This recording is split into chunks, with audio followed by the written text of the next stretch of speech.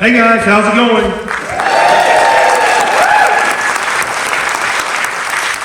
I'm not going to stand behind that. I hope you don't mind. My ADD, baby. I'm sorry. I don't know what to tell you. So, excellent presentation before me and preceding that. Vital information you need to know. Now I'm going to talk to you about why your doctor, hopefully not your doctor personally, but why doctors give such ignorant fad nutrition advice. And that's what we're going to be talking about for a few minutes. Here, now a little bit about me.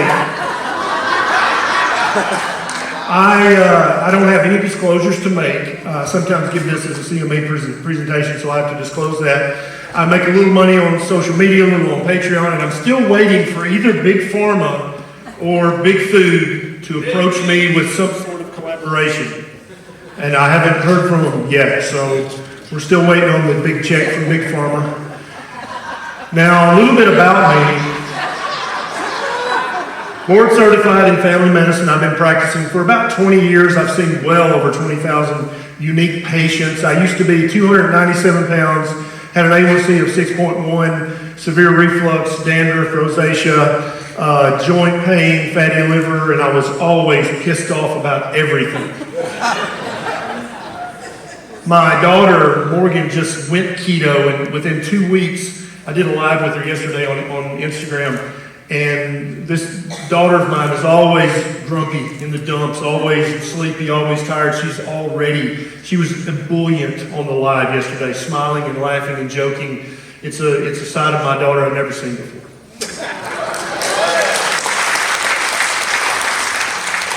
Doctors receive very little nutrition education, and I've got the slides. You can have a copy if you'd like, and I'm going to try to truncate this a bit because we're short on time. But basically, doctors get about an hour or two a week for maybe half the semester. Some medical schools don't do any nutrition education whatsoever. Some do a little more, but the sum total is just a few hours over the entire course of their medical education. That can be anywhere from 7 years to 14 years. They get about a half semester during that time. And we all know in this room that nutrition is the bedrock. It's the foundation of health, right? Without good nutrition, you can take every pill and powder and potion and supplement and prescription you want to. You're not going to have good health if your diet isn't correct, right? And we all know that. But that's why doctors, we just kind of inherently understand as humans, if I'm going to help you with your health, I need to understand how to feed you, don't I? If I don't understand that, what the hell am I doing? Patients expect doctors to know. Doctors think they should know. And I'm going to give you just a little bit of research about that. So this is from a journal. 77% of internal medicine interns, that's 1 year after med school, agreed that nutritional assessment should be part of their primary care visits. Right? 94% agreed that it was their obligation to discuss nutrition. I suspect the other 6% had had too many bagels and orange juice and nodded off during the survey. 14% of doctors felt adequately trained to give nutrition counseling. But I bet you if you ask their patients, 100% would say, my doctor should know how to feed me properly. Right? Now, another academic journal, 30% of medical schools have a dedicated nutrition course, and only 38% met the minimum requirement of 25 hours of training. Out of, remember, the 7 to 14 years of medical education, 25 hours is what's said as, oh, you did a good job. If you gave that doctor 25 hours of training in all those years. So the question becomes, and I think it's a valid question, and some people would answer this. I'm sorry, I don't need a mic. You try to cut me off. Some people say, should doctors even give nutrition advice? Exactly. Some say yes, some say no. Remember the study. All the patients expect their doctor to know about nutrition. And so maybe some doctors should not give nutrition advice. But I think it's part of the mandate. If you meant your oath when you took it, that you're going to try hard not to do any harm, then I think you need to know about nutrition as a doctor, and you need to know about proper nutrition. So let's talk about fads for a second. Who knows what this guy is over here? A Furby. Don't be ashamed. Raise your hand if you had a Furby. Furbies were a fad, weren't they? They hit the scene. It was everybody had to have one. The poor kids that lived in the trailer like me couldn't afford one, and so I would steal somebody else's Furby. Right? And so, but it was a big deal. You just weren't complete if you didn't have a Furby at one point in our human evolution. Now, how many people still have a Furby? Right. Nobody, right? So it's my belief that all of these diets are fad diets. And the diet that's currently recommended by the average doctor is a fad diet. Now, why do some fads come and go? Why do some fads, like the Furby, why did he go away? Well, we're going to talk about that and why some fad diets come and go. And then one particular fad diet came and it stayed for decades. And we're going to talk about why that is. So the latest fad diet, I'm talking about the low fat, high carb, lots of whole grains, no saturated fat, lots of fruits, right, and jog. That's the current fad diet. The reason it didn't come and go, because it's just as ignorant as the grapefruit diet and the cabbage soup diet and the all those diets, right? It's dumb. It doesn't work. We know this. There's more than enough research to prove that, but yet it didn't go away because it's promoted by the U.S. federal government. And Big Pharma loves it because they can make billions of dollars if people eat that diet. And Big Food loves it because they can make billions of dollars if people eat that diet.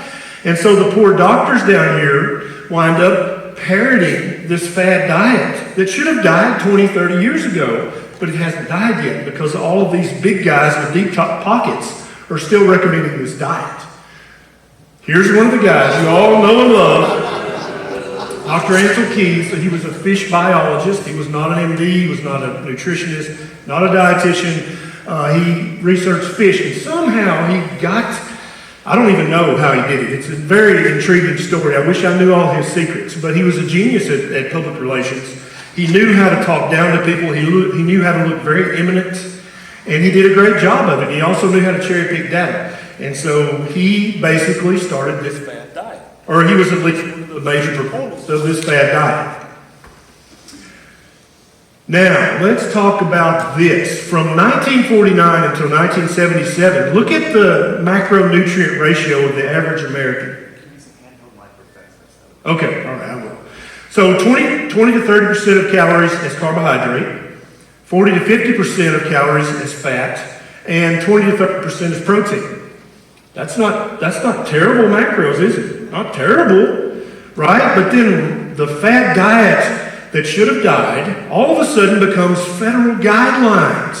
And they said, oh no, you need 60% as carbohydrate, less than 30% as fat, with no more than a third of that from saturated fat, and then 15 to 20% as protein. And that is the fad diet that I'm talking about. Here are the three things that turned this Furby, which is what the food pyramid is, it's a Furby. But these three things solidified the standard American diet and made it no longer a fad, but made it guidelines. These are the three reports that caused that to happen. Now, have doctors always given stupid medical advice? Have they always told you to eat lots of whole grains and avoid any saturated fat? And to count your calories and to move more and eat less? Have doctors always said that? Always? Let's look at this. This is interesting. So first of all, let's get the calorie situation out of the way. The calorie was first described by a physicist in France back in 1824. It's a unit of heat energy, right? That's what it does. It measures heat. It doesn't measure fat accumulation or fat burning. It measures heat. That's what it measures. Now, the first law of thermodynamics. How many of you guys have had that shoved in your face before? Yeah, okay. By our Kiko Nut friends. The total energy in a system is constant. Energy can be transformed, but it can neither be created nor destroyed. But they leave one word out of this. Do you know what it is? A closed system. Is your body a closed system? What about the temperature of the chair you're sitting on? Does that matter? What about the ambient temperature of the air? Does that matter? What about if you have a small viral infection and your body temperature is a half degree higher? Does that matter? Oh, it does. All that stuff matters. That's right. And so to even pretend that you can calculate someone's caloric needs for a day is superstition. It's a calculus problem. So if anybody on social media says, oh, just tell me your height, your weight, your age, and your gender, and how active you are, and I'll tell you what your daily caloric needs are, you can hit the unfollow button right then, because they don't know what the hell they're talking about.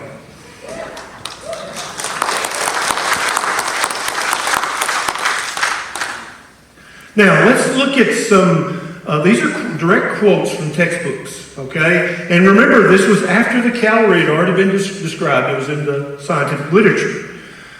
This is from a Physiology of Taste, a culinary science book. One can easily identify the cause of obesity after 30 years of talking with one fat individual after another who proclaim the joys of bread, rice, and potatoes. The effects of this intake are exacerbated when sugar is consumed as well. Slimming is achieved by the more or less rigid abstinence from everything that is starchy or floury. 1825. What did this author not mention? Calories.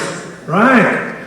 1844. This is a physician. All food which is not flesh, all food rich in carbon and hydrogen, carbohydrates, carbon and hydrogen, must have a tendency to produce fat. Upon these principles only can any rational treatment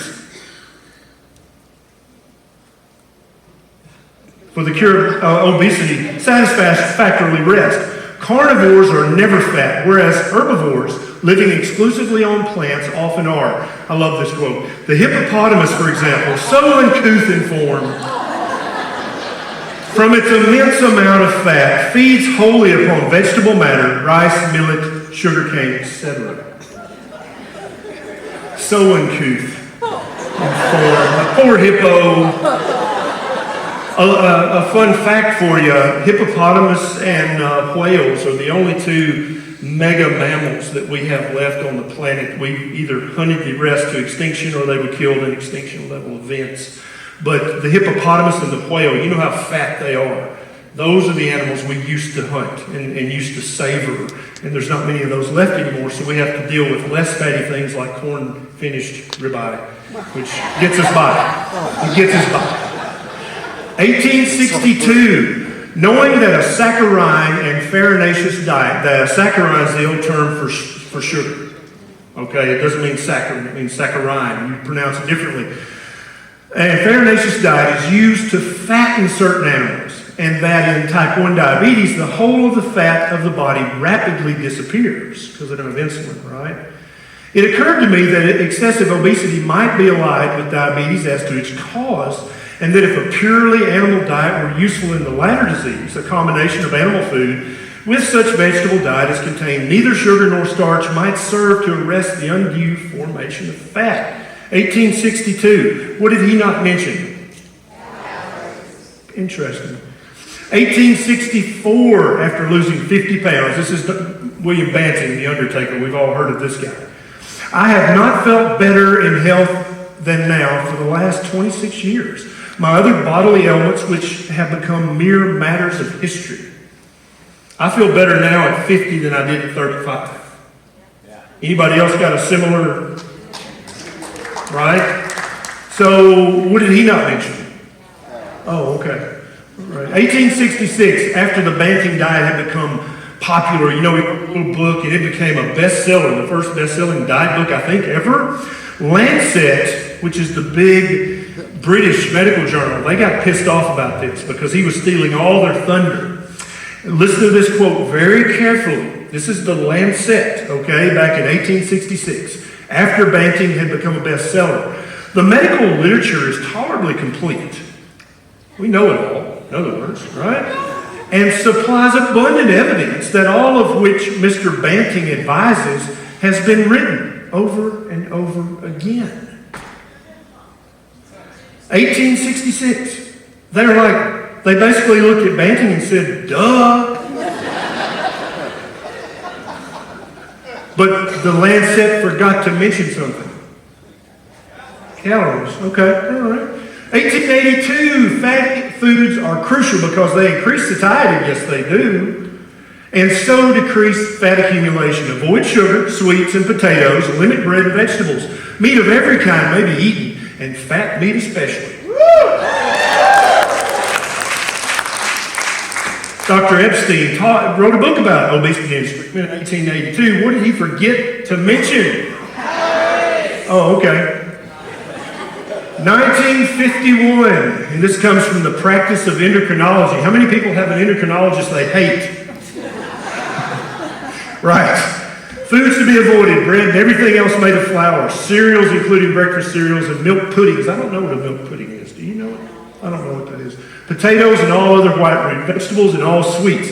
Eat as much as you like of meat, fish, birds, all green vegetables, eggs, dried fish, or fresh, fruit except bananas and grapes. 1951, written by the best endocrinologist at that time. What did they forget to mention?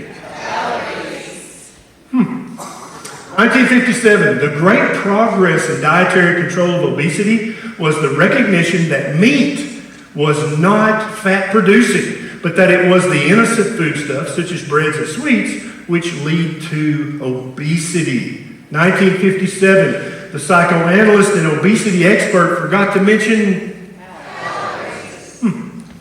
1962, the Great Britain obesity is probably more common among poor women than among the rich, perhaps because foods rich in fat and protein, which satisfy appetite more readily than carbohydrates, are more expensive than the starchy foods which provide the bulk of cheap meals. Human Nutrition and Dietetics, 1962. What did they forget? Calories. So is it possible that we're all being told to eat the diet of the poor? Well, I wonder why that is. I'm not a conspiracy theorist. I just wonder. Why is my favorite question? Why is that? Now, this is how I think. Everything I do, every YouTube video, before every time I open my mouth, I think, what's the ancestral record? What's the paleoanthropology say?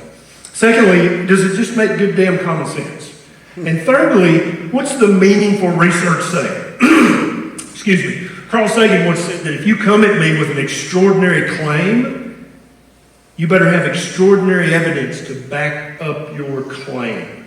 And so if you come at me with theories or hypotheses that go directly contrary to the ancestral record and make no common sense and don't really have any meaningful research, then why am I even listening to you? Why do you even get a platform to speak if you don't meet any of these three criteria? It's a good question. I think we should look into that. Now, here's the human timeline. Actually, I had to shorten this. If we did put 250,000 years where it should be, it would be over across the block. Got it? You see how long we've been on this planet as Homo sapiens sapien. That's what you are, in case you didn't know. So, for all of this time, based on the stable carbon and nitrogen isotope record that we have from the fossil record, we can actually test people and see what they ate. How much vegetable, how much seafood, how much red meat. We can tell all that stuff from the fossil record. So for all this time, we were eating all the fatty meat we could get our hands on and a little veg if we were starving to death. That's what we did. And then all of a sudden, about 12 to 15,000 years ago, we started cultivating grain. And then about 8,000 years ago, we started being able to use dairy in any meaningful way. And then about 4,000 years ago, thank God, we invented and started to really use alcohol. Here's Banting. Here's Dr. Osler. Here is 1960 to 2019, and here we are today. So you see this little tiny green box versus that? What is this? That's a fad, isn't it? It hasn't. If you went back in time 50,000 years to your tribe and said, "Hey guys, let's eat lots of whole grains and don't eat that fat meat anymore," they would have kicked your ass out of the tribe because they would have known you were a negative influence. You could lead to their extinction. Because for all this time, we knew that fatty meat kept us alive and kept us healthy and helped us evolve. But this fad diet doesn't do any of that, does it? So, here's why I do what I do. Here's why I flew from Nashville down to Orlando and then back up to Hartford, Connecticut. That's how we got here, by the way. Because of the weather in Chicago. Oh, I forgot to say, Nisha, take a deep breath and relax, babe.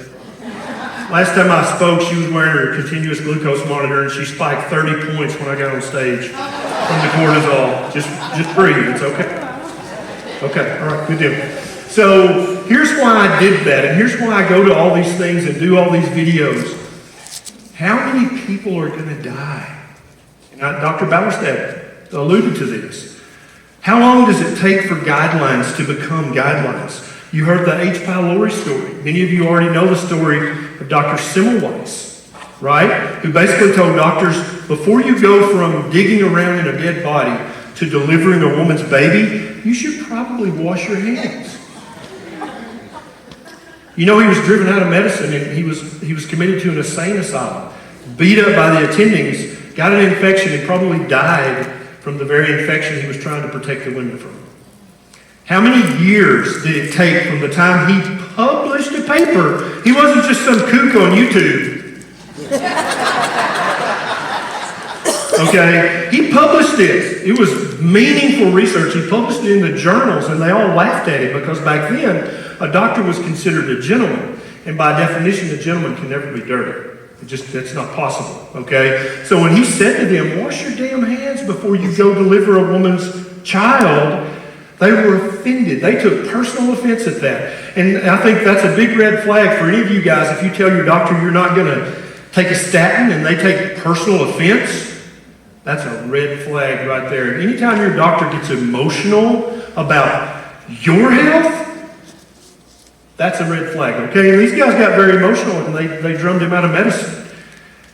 That's why I do what I do, because I don't want it to be 70 years before there's finally a press conference where the American Diabetes Association says, you know, that diet, sorry, we had that exactly upside down and backwards. We're sorry you lost your grandmother, and we're sorry that you're on dialysis, and we're sorry that your nephew lost a toe. And we're sorry that your husband hasn't been able to get it up since 1972.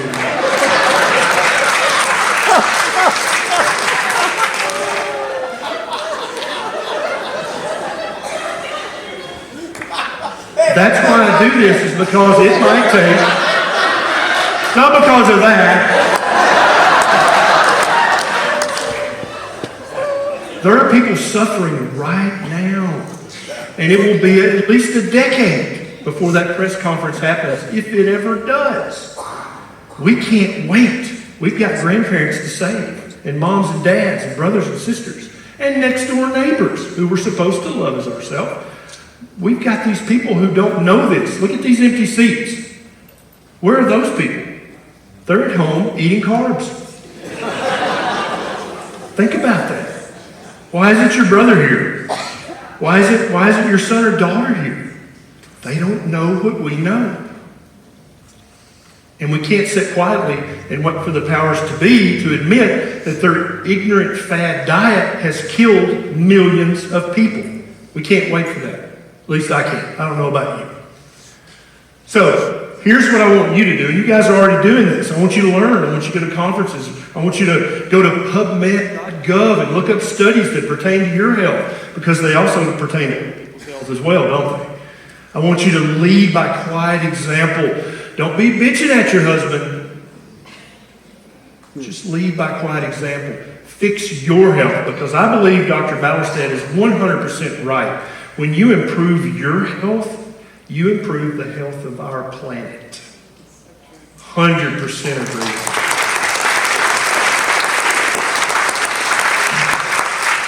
Videos, articles, conferences, talk to your doctor. You may be that patient. How many of you guys have been that patient? Who your doctor was like, damn, I'm sick of hearing about this keto. I'm going to Google it tonight. Come back in a month and I'll know what the heck it means and we'll talk about it. You guys, some of you guys have been that patient, haven't you? That's pretty cool. But think about that for just a second. How powerful is that you were that patient? How many patients does that doctor see a day? 20, 30, 40? How many years does that doctor go to practice before he or she retires? Do the math. You thought you just checked your doctor. but how many people did you really help by changing your doctor? It's a very powerful thing, and everybody in this room is capable of doing that. Quiet example, passive resistance. So if you're a mom and you're in charge of the groceries, when you go to the grocery store, just forget to buy the Pop-Tarts. Forgot, babe, I'm sorry, but I got you some blueberries. See? Passive resistance. We have great examples of this in history. Teach your doctor. Speak out. Stop being shy. There are stories in this room that need to be told. And I've talked to a few of you guys. There are stories that are so uncomfortable you don't want to talk about them in person or on social media. And you know who you are. But that's the very story that's going to save someone's life, or sometimes even more powerfully change someone's life. Is that uncomfortable story that you just as soon not talk about, that uncomfortable picture that you just as soon not post of whatever, fill in the blank, that chronic disease has done to your body. Those are the things that people need to hear. Those are the inflammatory things that people need so they can start to heal, because acute inflammation is the first step in the healing process, isn't it? So, we're really fighting two dragons. Two Goliaths. We're fighting big pharma and big food, and then their ignorant step cousin, the federal government. That's who we're fighting. We're fighting multi-billion-dollar multinational corporations. Okay? They win the money battle. We're not going to be able to compete with that. But we've got a power that they don't have, and we now have access to something human beings have never had access to. We have social media. And a lot of people say, oh, you can't make meaningful relationships on social media. How many people in this room feel like you're at a family reunion right now? How many people even know about keto because one of your friends or family members shared a video or a post on social media? Right? That's how we go about this. Don't let that powerful tool slip out of your hands. Use it. We've got keto coaches, and we've got official and unofficial, right? But you guys can save lives. There are people in this room that will be able to save more lives than a doctor because of your social media presence. And that's a very, very powerful and very beautiful thing. For those of you who don't text, 2 billion right now. And by 2020, they estimate it'll be 2.5 billion smartphones that you can get out of your pocket and get on Facebook right there wherever you're at in the world. So is our market saturated? Do we have too many people making Facebook posts and YouTube videos? There are 2.5 billion people out there who need to hear this. And it's your job to help me reach them. Okay? Yeah, I'm going to tell this story because Nisha deserves her credit. I would be seeing 30, 40 patients a day at the Berry Clinic, and I would come home bitching about something the AMA had said or not said, and she said, why don't you make a YouTube video? And I'm like, that's dumb, I'm not doing that. I'm a real doctor.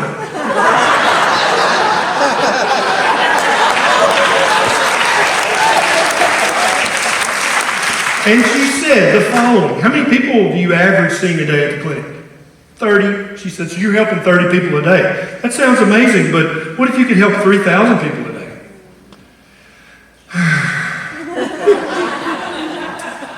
I have a love-hate relationship with her being right. So let's talk about language for just a second. Very important. Let's stop calling this the keto diet or the low-carb diet or the ketogenic way of eating. Let's start calling this the proper human diet.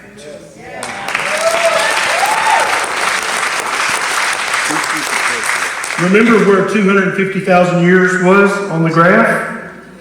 For 99 point and a long string of nines, we've been eating as much fatty meat as we can get our hands on and a little bit of veg to keep from starving to death. That is the proper human diet. Okay?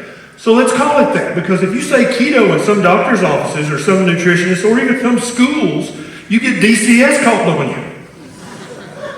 And don't laugh, because it happened. Me and Nisha met a family where the daughter was a type 1 diabetic, and her mom said, no, I'm not going to do that. She's going to eat keto. We're going to lower the amount of insulin. And they called the Department of Child Services on that family. And she was taken away for a few weeks until they decided that that family was safe and in a good environment. They were Canadian. She went to New York to see a keto-friendly doctor. The Canadian doctor called the New York doctor and said, do not treat this patient.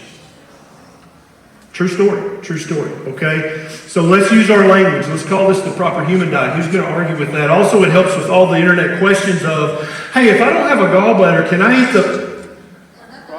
Yeah, I can probably eat it, can I? It's a proper human diet, so I can probably eat it. It's not dangerous, right? Next is, let's stop talking about things like bulletproof coffee. Let's call it butter coffee, fatty coffee, whatever. Let's stop talking about weight loss. Who wants to lose muscle? Who wants to lose bone? No. Who wants to lose fat? This is not a weight loss diet. We're looking for fat loss. That's what we're looking for. We want to keep our muscle and put on more. We want to keep our bones. We want to keep our brains and eyes and livers. We want to lose fat. So let's say that I'm trying to lose fat. I'm not trying to lose weight. Because if you say I'm trying to lose weight, they're going to say, you're going to deplete your muscle mass, right? But if it's a fat loss diet, you just shut them up before they ever opened your mouth, didn't you? Right. What about diseases and diagnosis? I wish Dr. Feeney was still here. Is type 2 diabetes, is it a disease? No. Think for a second. Is that really a disease? Or is it just a symptom of chronic carbohydrate overdose? It's a symptom of the slow poisoning that is that fad diet that we talked about. What about fatty liver? Oh, wait, it's the same thing, isn't it? So it's not really a separate disease at all, is it? People own their diseases and it becomes part of their identity. If you have fatty liver, you don't have a disease, you just have carbohydrate poisoning. And when you turn down your carbohydrate intake knob enough, it'll go away because you stop poisoning your body. Maybe a lot of these chronic diseases are just symptoms that you personally, that's how you show the poisoning. I get fatty liver, you get type 2 diabetes, she gets PCOS, he gets erectile dysfunction, sorry. And you get... No, sorry, seriously. Let's start using these terms instead. Because what happens when you control the language of a discussion is you win the argument before it ever starts. You're not trying to lose weight, you're trying to lose fat. If they bring up muscle loss, you're like, did I not just say I'm trying to lose fat? I didn't say it. What are you talking about? You sound like a crazy person. Right? Yeah. Thank you, guys.